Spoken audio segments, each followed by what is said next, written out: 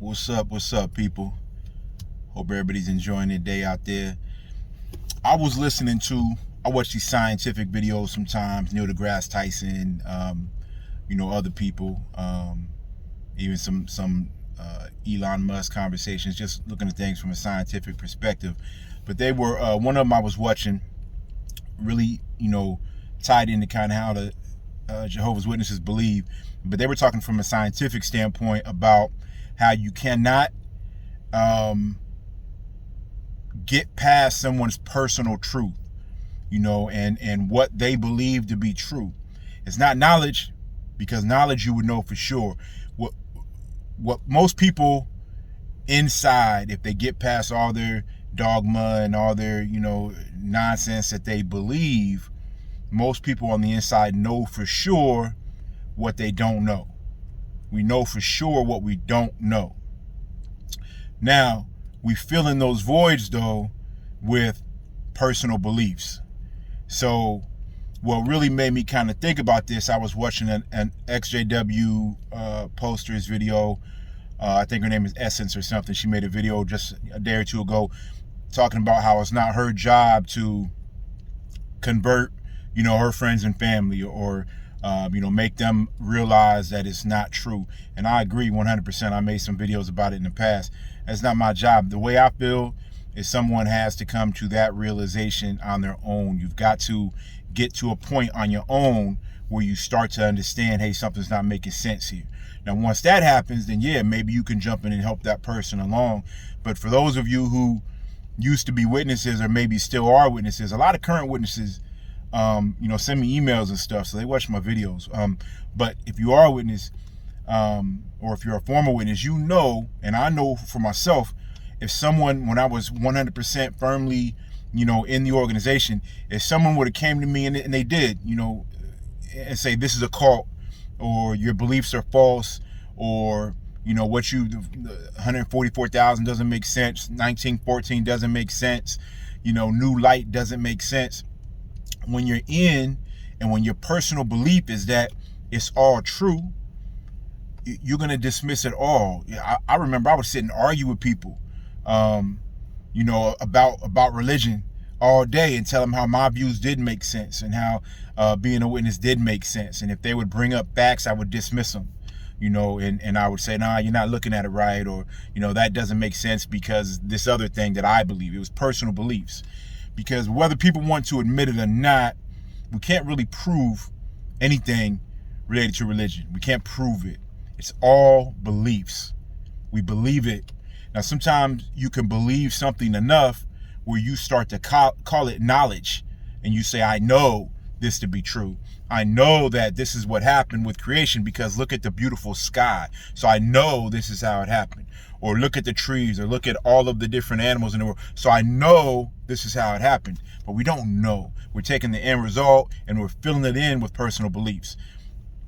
The thing with Jehovah's Witnesses, the organization makes sure they constantly fuel the personal belief supply chain. Constantly. Not only the beliefs, but they give you, they preemptively give you countermeasures, because they know that some of the things they're saying, most of the things they're saying don't make sense. And so they know at some point someone's going to point it out to you. And so when they do, they tell you how to think about it. They tell you it's an apostate. They tell you that the devil just wants to mislead you and confuse you.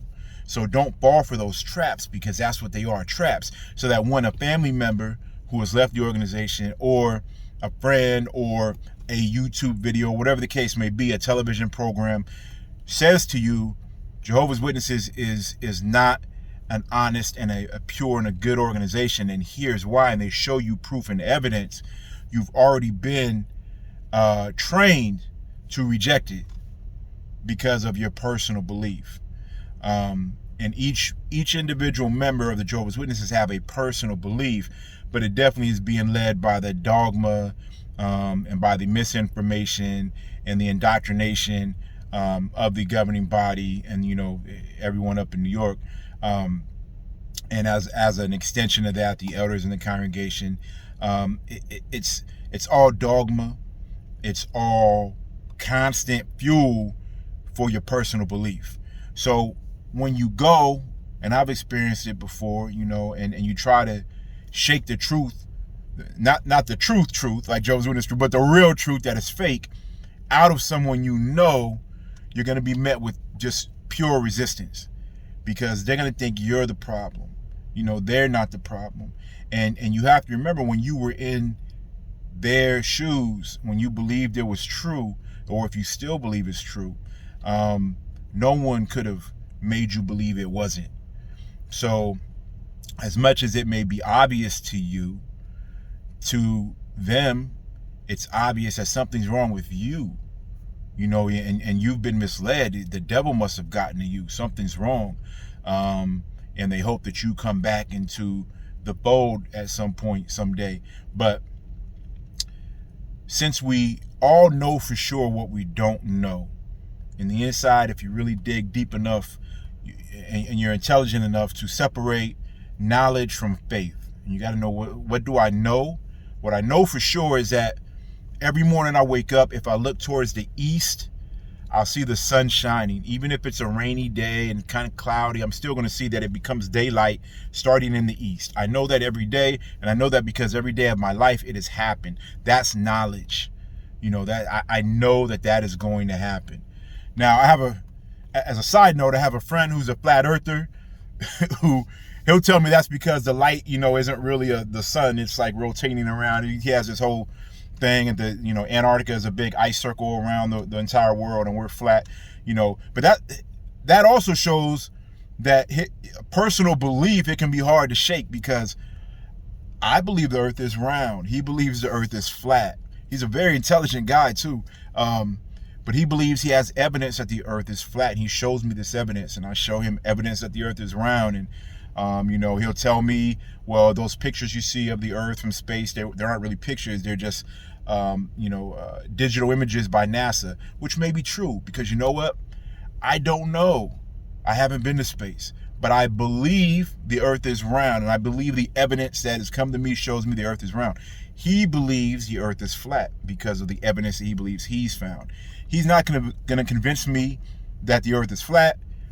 I'm not going to convince him that the earth is round. We have our own personal beliefs. So the same thing holds true. You should really hear the conversations we have. It's some funny conversations, but every time a new video pops up, he's trying to show me. And then I'll show him, like, the guy who went up into space and jumped out with like the parachute. I forget who it was, but I show him how they showed the curvature, in the video, and he said, oh, it's just a fisheye lens. You should hear some of these conversations, but witnesses do the same thing. So whatever proof you show them, they have a retort. They have a countermeasure. And, oh, no, that's just because of this, and that's because of that. And, the brothers didn't understand correctly back then. I was talking to someone and showed someone an old article about how way back in the day, 100 years ago, maybe not even that long ago, maybe 80 years ago, witnesses of color were being told that they're going to be able to be white in the new system because they have a curse, and they'll be able to be white in the new system. They were being told that by Jehovah's Witnesses at meetings. You can new light me all day, all you want. First of all, why would anyone think that's true? Second, why would Jehovah allow his earthly leadership to believe in something that is so ridiculous, and believe in white supremacy? I don't care if it was for a year, for 2 years, for 5 years. Before he gave them new light, why was there a need for new light? You would think Jehovah would say, hey, wake up. That doesn't make sense, guys. We're not racist. But it didn't. I mean, that's stuff that came out. You would think that, to me, it makes sense when you look at the false prophecies and the talk that was given, millions now living will never die. It's just not true, So when it comes to something like that, something is true or is not. That's not true. So to me, it can't be dismissed with new light. To a witness, it can be, because their personal belief is that what comes out of the organization's mouth and what comes through the publication is true. I can yell at them all day. I can show them videos. I can show them prophecies that didn't come true. And their personal belief is stronger than whatever I'm going to show them. Now, at some point, something will trigger like it has for most XJWs. And they'll say, you know what? Let me look down this other avenue because it's not making sense. Maybe it's something happens to them. Maybe, unfortunately, it could be abuse. Maybe it is something where someone wrongs them in the congregation. Maybe it's just a TV show or a video like this that they come across where they say, you know what, I need to look at this a little farther because now I'm not sure. And then when they start to look, that's when their lines of reasoning open up. The lines of reasoning are closed if I just come to you and say, no, you gotta believe this. You're stupid. Why don't you believe this? When at one point, I didn't believe it either. And I believed all the same things they believed. But when they get to that point where their lines of reasoning start to open up, that's when things can start chipping away. It may be a television show here. It may be, looking at the old prophecies and realizing how new light doesn't make sense with those. It may be watching a few YouTube videos, whatever triggers it. That's when that fuel can start to come in. But it's going to take a lot of fuel to offset all of the dogma and the indoctrination fuel that's been fed for years in most cases. So, because that personal belief is still strong. So even as they start to doubt a little bit, that personal belief is still a large percentage of, where the direction that they're going to lean in. So there's got to be a point where each individual comes to a realization on their own that something's not right. And let me look into it farther. When they do, that's when you have a great opportunity to jump in, give them a hug and say, yeah, let's talk about it. I always talk to people with open arms. There's people who are current witnesses right now that I still love, and if I see them on the side of the road in need, I would stop and help them. They may not take my help, but I would stop and help them. If I see them, in a bad situation, about to be harmed by some people, I would jump in and help them. There's people that if they call me right now, I haven't talked to for probably 20 years, if they call me right now and say, hey, I have no food to eat, I would go to the store and bring them a whole bunch of food because I don't have a personal problem with them. I have a problem with their beliefs, and I feel more bad for them than any sort of disdain or hatred towards them. I don't hate, any of the former witnesses, that I knew. I'm very close to hating one particular elder, though. I made a video about him, but I don't hate him, though, but I'm very close. But I have love for people. So if they reach out to me now and said they needed help, I would go help them. Would they do the same for me? No, absolutely not. But I would do it for them because I don't have any, hatred in my heart for them. And there's been people who have reached out to me that haven't heard from them in a long time that, have their doubts now, or over the last couple of years started having their doubts, and we've had some real good conversations, and there's others that will never listen. But I'm not going to try to force it on them. Doesn't make sense, because the more I force, the more those defense mechanisms come up, the more that training that they've had from the organization for years and years, since they were probably old enough to understand what was going on, and they started giving their first little talks. I think I gave my first talk when I was maybe 7 or 8, I don't remember. But indoctrination, defense mechanisms, you're being told this is going to happen, this is how you defend against it. You got to let these people come into their own realization. And when they do, then jump in and help them. That's the way I feel. You might not feel the same, but I see very little movement on the side of trying to bash people's head in with it, And I remember when I was younger, even back then, we would be at the conventions, and there would be people protesting with their signs out front. Jehovah's Witnesses are fake. Walking around, and new light's not new, or all kinds of signs I remember. And a couple of them were people I had known who had been witnesses. I recognized them.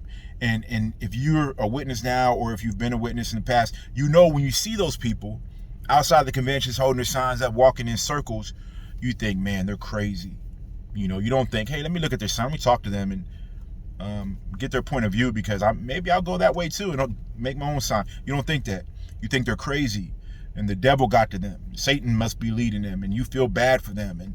boy, are they lost. You know, that's what you think when you see it, because you're in it and you believe in it, and your personal belief is that strong. So it's the same thing now, except for you're not marching around, you know, holding a sign. If you're just trying to beat somebody in the head with information and tell them all the reasons it's fake, they're not going to hear you until they're ready. And when they're ready, then embrace them and help them. You know, I just wanted to make a quick video about that. That's just my personal views on it. You know, anyone who wants help, who needs help, who would like, you know, pushed in certain directions when they're ready, I'm always there for them. But I'm never going to try to beat it in someone's head. Even my mom, you know, when we talk, I don't even bring up the topic. Sometimes she'll bring it up and push it. So finally we'll start talking about it, but it always ends up with her mad at me. So I don't even like to, you know, bring it up. And I even tell her ahead of time, like, Mom, you know, let's not talk about it, because you know you're not going to agree with me. You're not going to get there, you know, so why even talk? But she still has hope that I'm going to come back, you know, to the truth, you know, so she'll still bring it up sometimes. But you can't beat it into anyone, you know. Very intelligent people are still Jehovah's Witnesses. Very intelligent people are part of other religions too. And as much as we want to think, oh, it's only Jehovah's Witnesses with this false stuff, when you really dig, if you really want to go down that road and you really start digging into history and start looking at things from a true knowledge perspective and not a just belief or just dogma perspective, you start to realize all these religions have holes in them. All of them have holes in them. You start to realize things coming from the same source. And unfortunately, it's a fairly recent source, and there's sources way older than that they drew from. But that's for another video. That's a whole nother discussion. But just my 2 cents on the whole, you know, trying to force people into it type thing, or trying to shock value someone into it. Their personal belief structure is stronger than the darts you're throwing, stronger than the missiles that you're heaving at them. You've got to get them to let down their defenses first. You've got to get them to lower that force field and want to know and find that realization on their own. Then you can get through. So just my 2 cents there. Leave a message, email if you want to talk. Y'all have a good day.